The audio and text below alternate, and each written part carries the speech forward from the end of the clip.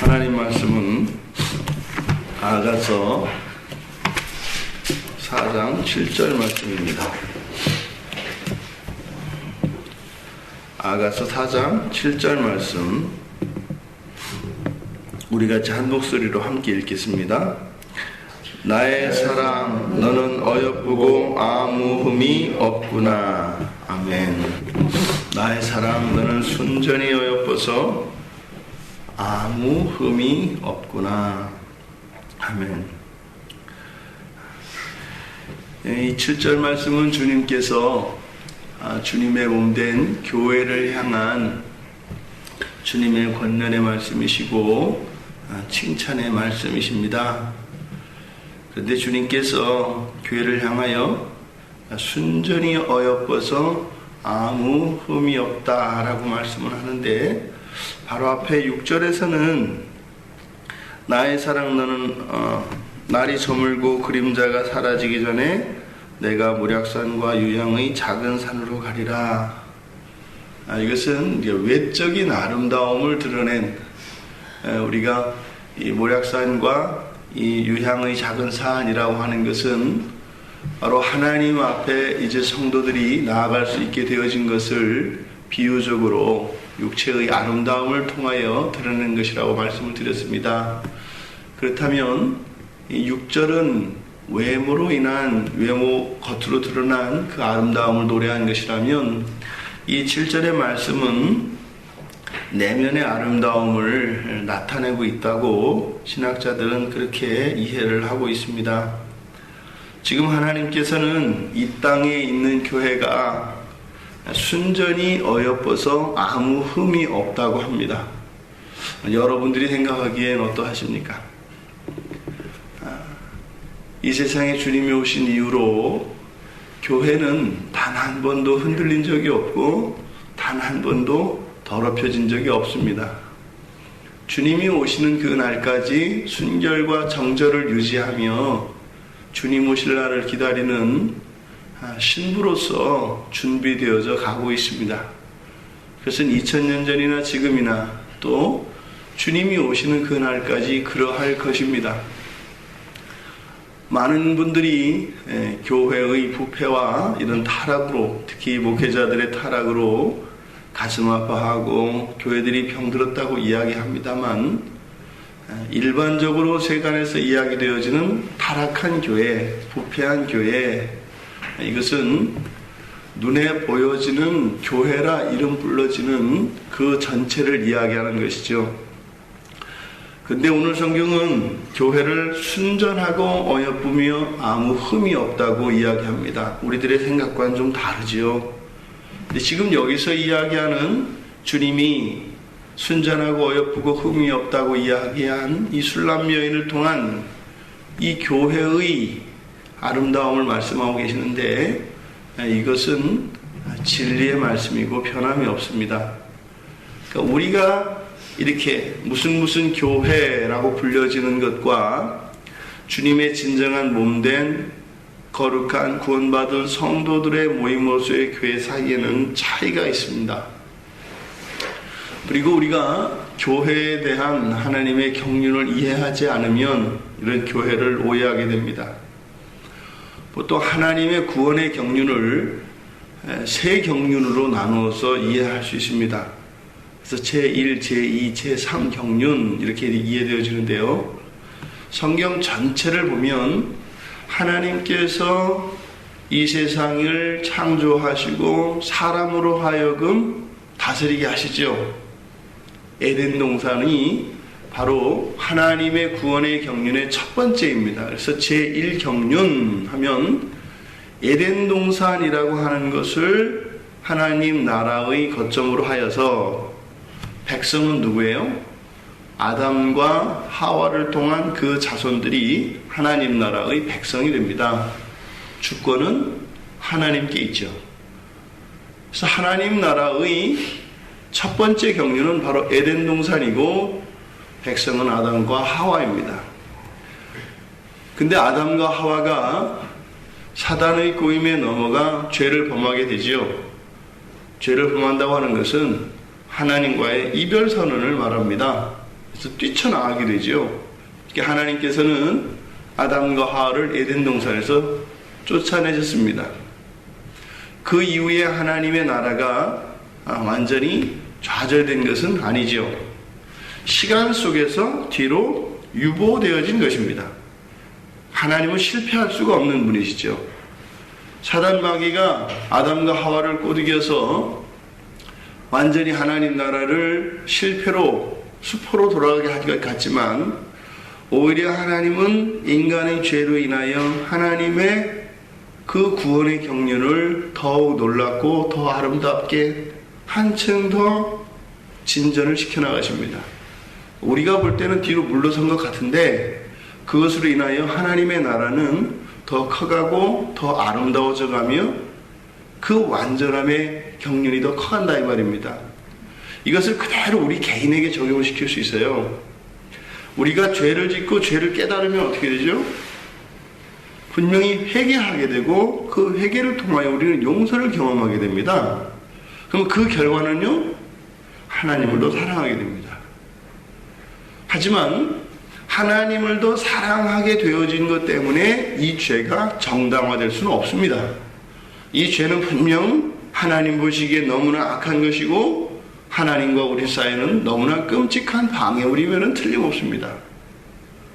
마귀는 항상 하나님과 우리 사이를 이간하기 위하여 우리의 정욕을 들끓게 만들어 불순종으로 나가게 하고 죄를 짓게 합니다. 하지만 그 결과는 오히려 그것으로 하나님을 더 사랑하게 합니다.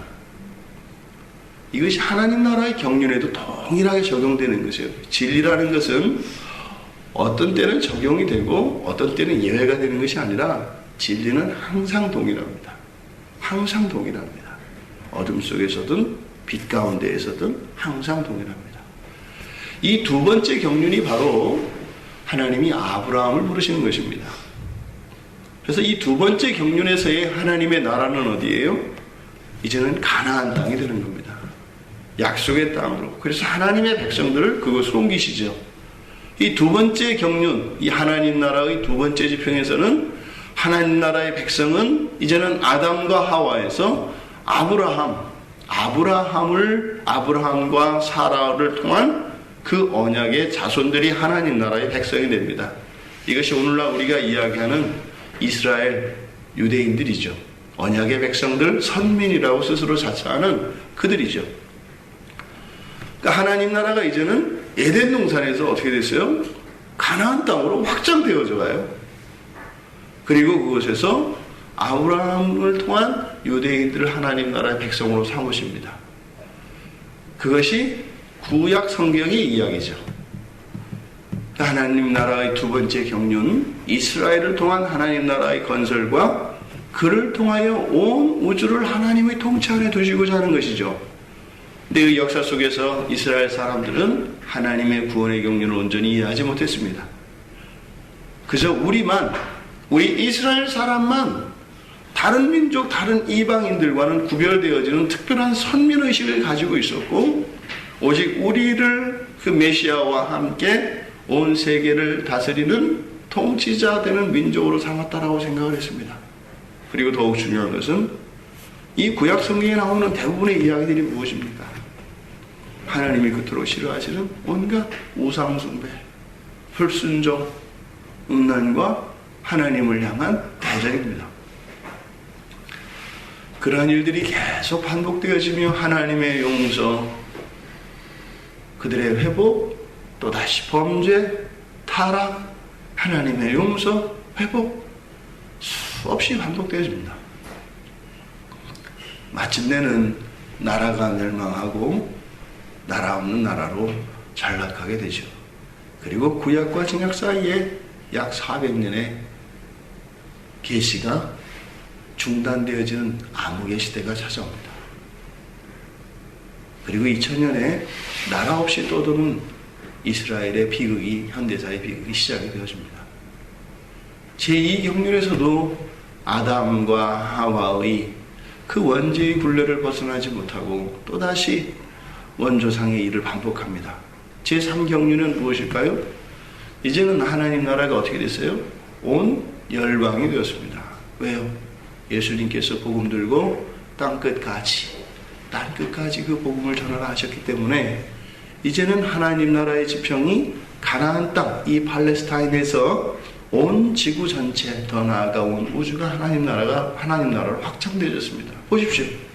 죄로 인하여 하나님 나라가 후퇴하는 것이 아니라 어떻게 돼요? 점점점 커가고 있습니다. 그런데 완전성에 있어서는 떨어지는 것 같은데 그렇지 않다 이 말이에요. 그럼 하나님 나라의 백성은 누구 계세요? 예수 그리스도를 믿는 모든 신약의 백성들이 하나님 나라의 백성이 되어지는 것입니다. 이렇게 1, 2, 3 경륜으로 나와 이해가 되어지고 난 연후에라야 이 교회가 오늘날 되어지는 교회의 모습이 이해가 되는 거예요. 제1경륜, 제2경륜에서 제1경륜은 하나님 나라는 어떤 것이죠? 죄로부터 완전히 순결한 게 하나님 나라입니다. 죄가 없죠. 그러니까 아담과 하와가 살았던 에덴 동산은 죄가 없는 상태였어요. 그런데 죄가 들어왔고 그 사람으로 인해서 쫓겨났죠. 제2경륜은 어떻게 돼요? 이제는 죄가 있는 세상 안에 하나님의 나라가 있지만 이 하나님의 나라는 어떤 나라예요? 거룩한 나라입니다. 거룩한 나라. 그래서 교회 안과 교회 밖이 구별돼요. 교회 안은 거룩합니다. 교회 밖은 속됩니다. 그래서 교회 안에서 죄 짓는 자들은 어떻게 돼요? 진 밖으로 쫓겨내요. 일정 기간의 성결을 회복한 연후에라에 다시 들어올 수 있는 거예요. 왜요? 불결이 성결 안에 들어오면 성결이 불결에 의해서 오염되기 때문입니다. 그래서 공동체 안에 폐쇄성이 유지되어집니다. 폐쇄성을 안에서 성결을 유지한다 이 말입니다. 그런데 이제 제3경륜을 오면 어떻게 돼요? 예수님께서 이 거룩이라고 하는 이 담장을 예수님이 밀어버리시는 거예요. 그러니까 어떻게 해요? 불결과 성결이 섞입니다. 이게 달라요. 예수님께서 열방으로 땅끝까지 가라 하고 이 담장을 밀어버리실 때는 반대로 어떻게 돼요? 세상이 안으로도 들어올 수 있게 되는 거죠. 이것이 제3경륜에 대한 이해입니다. 그러니까 교회라고 하는 것은 이제는 거룩한 사람들, 예수님을 믿는 사람들만 있는 것이 아니다 이 말이에요. 과거에는 교회라고 하면 그 교회 안에는 누구만 들어와요? 믿는 사람들만 들어오는 것이에요. 그래서 초대교회만 하더라도 그런 전통이 유지됐습니다. 그래서 교회의 집사들의 주요한 임무 중에 하나가 무엇이냐면 문 앞에 서서 이 사람이 정말 예수를 믿는 사람인지 아닌지를 확인하고 그 사람들을 들여보내고 되돌려 보내는 역할을 했어요. 그게 바로 제2경륜, 예수님 오셨던 당시에 제자들 때, 이때는 겹쳐 있었잖아요. 그러니까 이경륜에서의 교회, 즉 거룩한 순결한 신자들의 거룩한 모임으로서의 교회 공동체를 유지하려고 하는 그러한 제2경륜적인 그러한 통치와 제3경륜 역시 겹쳐 있었다 이 말입니다. 지금은 가장 예수를 믿지 않는 사람이 어디 있을까요? 교회 안에 있습니다. 이제는 우리가 교회라고 부르는 이곳이 바로 그 사람들이 이 안에 들어와 있다 이 말이에요. 그러니까 사람들이 그러죠. 어떻게 교회 갔는데 그러는가?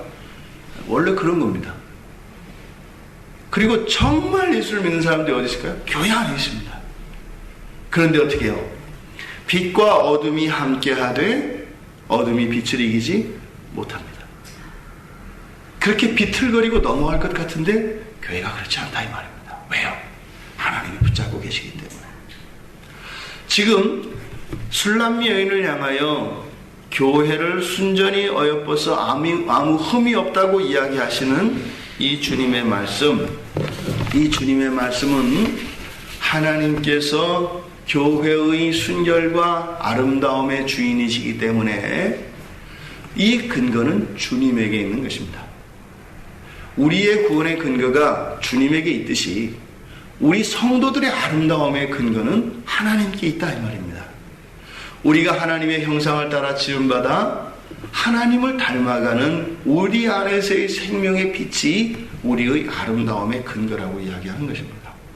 우리 안에 있는 죄로 인하여 우리가 추로한 자들이 되는 것이 아니라 우리 안에 있는 죄에 비하여 극히 적은 부분에 불과한 것 같은, 너무나 연약한 것 같은 예수 그리스도를 향한 그 믿음, 그리고 나를 구원하신 그 생명의 은혜에 대하여 감격하며 감사할 수 있는 바로 이 생명의 아름다움, 그 사랑의 아름다움이 교회가 어여쁘고 순결하고 흠이 없다고 이야기하신 근거다 이 말입니다. 여러분, 이 세상에 있는 신자들은 여전히 흠이 있습니다. 그리고 불결한 모습들 분명히 있습니다. 그런데 고린도후서 5장 21절에 보면 하나님이 죄를 알지도 못하신 자로서 우리를 대신하여 죄를 삼으신 것은 우리로 하여금 저희 안에서 하나님의 의가 되게 하려 하셨다 이야기했습니다. 우리에게는 분명히 여전히 해결해야 될 죄의 문제가 남아 있습니다. 하지만 예수 그리스도의 덮으심으로 우리의 모든 죄가 의롭고 거룩하게 되어진 것을 믿으시기 바랍니다. 그래서 그리스도인들은 어떻게 해요? 신랑을 기다리는 신부처럼 날마다 몸단장을 하며 우리의 영혼을 정결케 하며 준비되어지고 있습니다. 살아서 날마다 거룩하여져 간다 이 말입니다. 이것이 성령의 쉼없는 구원의 행동이십니다. 오늘 주님이 하신 이 말씀은 여러분들 한 분 한 분을 향한 말씀이고 허투루 하신 말씀이 아닙니다. 그저 입에 발린 말씀이 아니라 우리의 실존을 이야기하는 것입니다. 오늘 하루를 살아가실 때 우리를 순결하고 어여쁘고 아름답고 흠이 없게 하신 그 주님, 우리의 정체성을 예수 안에서 바라보시며 우리의 더 높은 차원의 아름다움과 거룩을 위하여 살아가시는 복된 여러분들 되시기를 주님의 이름으로 축원드립니다.